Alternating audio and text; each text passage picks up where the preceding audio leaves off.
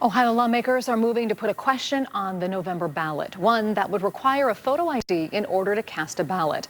This has been law since 2023, but Republicans want to add it to the Constitution. Your Columbus Bureau reporter Morgan Trow heard from a lot of different voices on this and explains now how this issue is bringing unlikely allies together.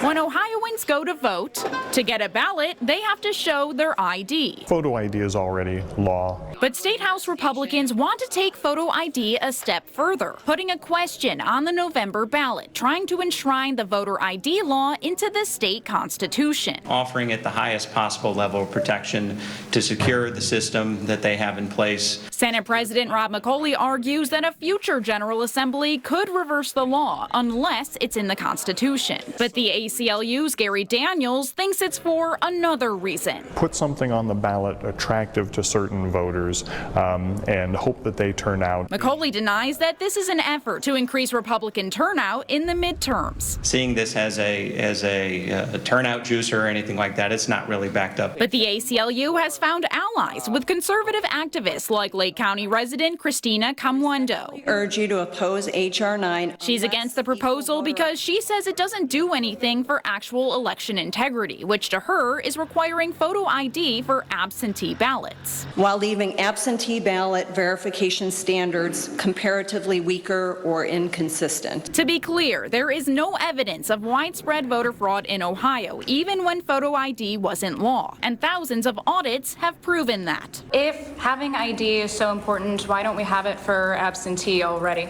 At this point, we thought it important to focus directly on the provisions that are already in the Ohio Revised Code. At a committee hearing this week, only one Ohioan submitted testimony in favor of the measure. 78 were against. Does that mean anything to you? Do you think that the lawmakers care if people are coming to talk to them about this rather negatively on both sides of the aisle?